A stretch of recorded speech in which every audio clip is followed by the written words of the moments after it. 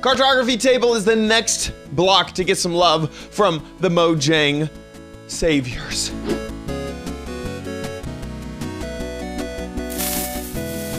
Hey guys, welcome to OMG Craft. Today we're taking a look at the cartography table introduced a while ago, maybe like a month or two ago. Now it has functionality in the latest snapshot. So let's take a look at everything that it does. So here we are inside of Minecraft and a basic little world. And first, let's start off by making the cartography table. Here it is right here. This is the recipe.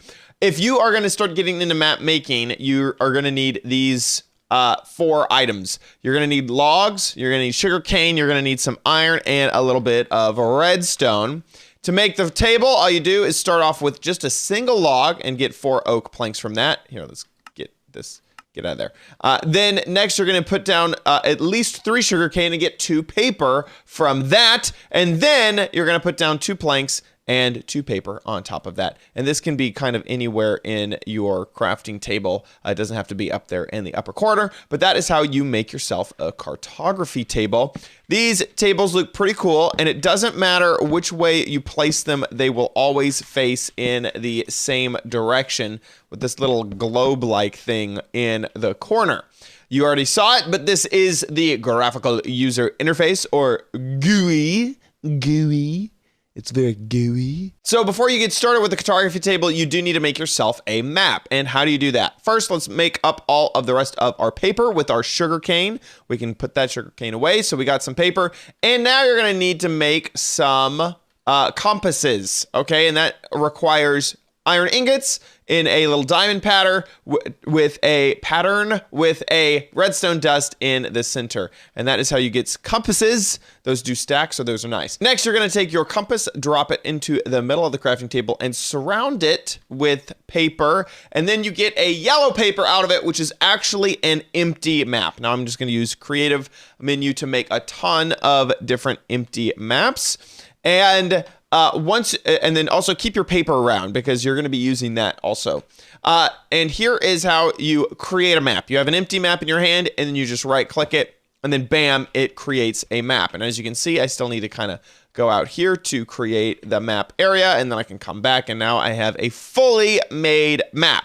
Now this cartography table will help you do different things with this map. And the old way is actually still functionable. So I just kind of want to show you. In the past, if you wanted to duplicate a map, you would take one map and an empty map and put it into the crafting recipe, and you could kind of double up or triple up or whatever, make 9 different copies of that map, or you could just make a single copy, and now you have 2 versions of the exact same map. There's nothing different about those. And if one map got updated, the other one would get updated. Now this is pretty zoomed in, as you can see, and you can zoom that out by dropping your map into a crafting table and surrounding it by paper. Once again, this is the old way of doing things. The cartography table gets rid of all this, but I just wanted to show you that it has functionality built into kind of what we've always been able to do with maps. So now you can see this is kind of the same map, except zoomed out. And the location is a little bit different. It's just because that's just how maps and chunks work,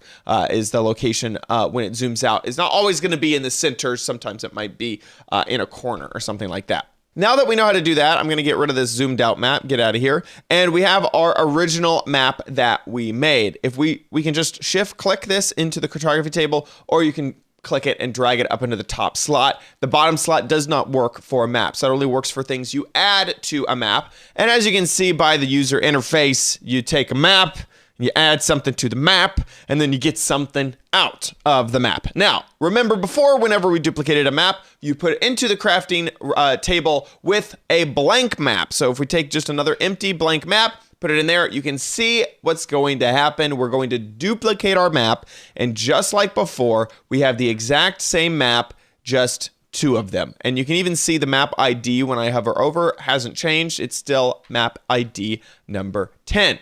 Now, if you want to zoom out, remember before you would take blank paper, or just paper. Paper can't be written. You would take paper and you would surround a map. Now you only just need a single bit of paper, and you can see that the GUI will show you that it's going to zoom out so you can see more of the map. Once again, we pull that out, and it's the map that we had before, which was zoomed out, and we can load out this area if we want, and they're very similar.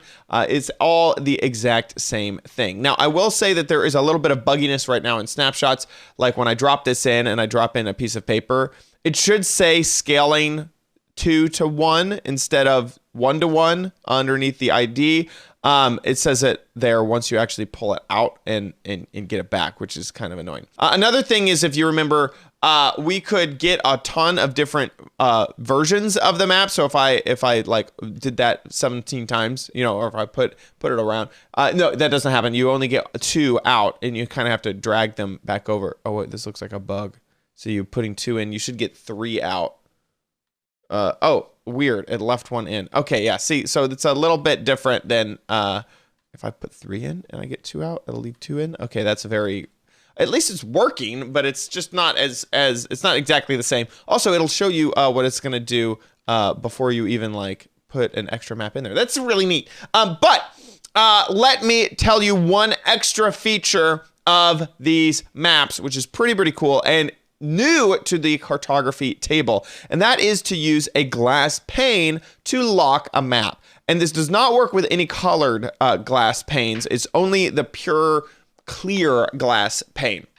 So we have this map. We're going to just go ahead and drop it in. And this is the one that we were originally working with. Let me get, okay, yeah, get out of here. And actually, let me duplicate that using the creative pick click. And so we have our original map. And just to remind you, this is what it looks like. We're going to drop that in there. And then instead of paper or an empty map, we're going to take a glass pane, and you can see that there's a little lock symbol that shows up. This is brand new. It does not work with any colored glass pane, so you can't do that. It just needs to be normal glass. And then you get it out, and now this is... wait, what? Okay, one of these is locked. Yeah, that one's locked. Whoa, that is weird.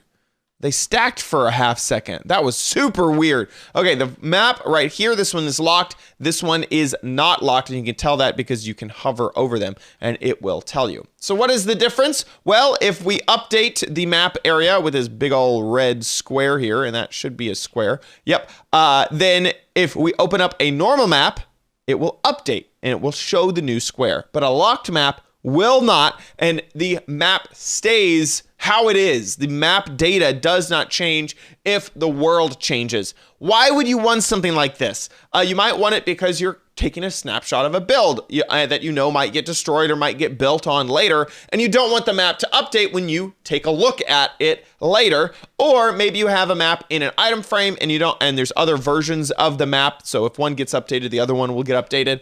If you lock it, then it won't get updated. Another really cool feature that a lot of people are mentioning, it happens to do with banners. Banners are super awesome and add some really cool functionality to maps. And all you have to do is take a banner. This is my unlocked map. Right click it, and then bam, you have a little banner symbol on your map down there in the corner. And for whatever reason, this will also work with locked maps. So if you right click, there is a little banner on the locked map. It doesn't automatically transfer over. Remember, in the beginning, and if you want to remove the banner, you just right click on the banner again, and now that is removed. You have to go up and click it with a locked map. It doesn't just automatically update if the maps happen to be the same thing. Another really cool thing that people don't know about that I want to give you guys an extra little tip. Here's an extra little tidbit, which is pretty cool. You can rename a banner, and let's say this is yellow base, and then we can set it on the ground, and let's do it maybe a little bit further away from that other banner, and then we take it or click it, and now there is text on the map. Isn't that super duper neat? So that's another little tip that a lot of people don't know about. So if you want to make your map show like different little areas, you can do that with banners. And once you destroy them, they're also gone as well. So that is everything to do new with the cartography table. Just a reminder that this is a snapshot build of Minecraft, which means that this is the future of what Minecraft could be. It is still in development and things could change. So there may be a little itty bitty things that are different in the future. So just take everything that I said with a grain of salt if you're watching this like 5 months from now or like a year from now. Thanks so much for watching this episode of OMG Craft. If you enjoyed it, please give this video a big old thumbs up. If you want to catch future videos, make sure you subscribe to the channel. YouTube.com/OMGCraft is where you can do that. And leave a comment down below letting me know your thoughts. I'll see you next time on OMG Craft. Bye.